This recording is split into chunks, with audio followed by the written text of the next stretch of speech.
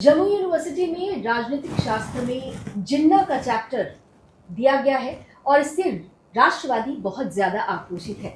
और इसी पर प्रतिक्रिया देने के लिए हमारे साथ सुदर्शन न्यूज के प्रधान संपादक धर्मयोद्धा डॉक्टर सुरेश चौहान जी हैं। सर, किस तरह जिन्ना का जिन पुनः वापस आया है और जब तक इस देश में गजवा हिंद की सोच जीवित रहेगी तब तक ये जिन्ना का बार बार वापस आता रहेगा। फिर वो अलीगढ़ मुस्लिम यूनिवर्सिटी हो या देश के अन्य हो। तब तो लोग कहते थे कि अलीगढ़ मुस्लिम यूनिवर्सिटी, जिसको हम हरिगढ़ यूनिवर्सिटी कहते हैं, वो तो इसलिए है कि वहाँ वो पढ़े थे, इसलिए वहाँ उनकी फोटो लगाई गई। अब जम्मू यात्री निवास या जम्मू यूनिवर्सिटी से उनका क्या संबंध था? लेकिन ये जिन्ना का संबंध हर उस गद्दार से, बेईमान से है जो इस देश के विरुद्ध है और पाकिस्तान का प्रो है।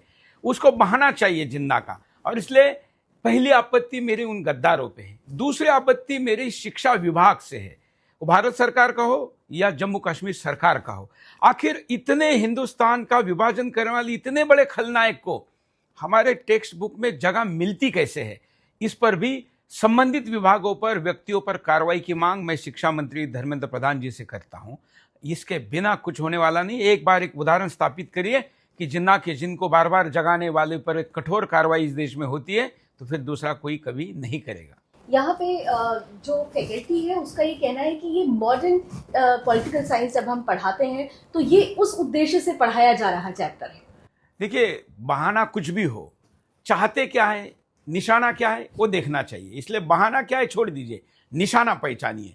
और निशाना इस देश के राष्ट्रवाद को, देश की भक्ति को अगर लेने वाला कोई है तो फिर उसको हमारे भी निशाने पर होना चाहिए। इससे कम कुछ मंजूर नहीं। धन्यवाद सर। तो बहाना नहीं, निशाना समझिए। और आइए इसी पर हम शुरू करते हैं आज की बड़ी बहस।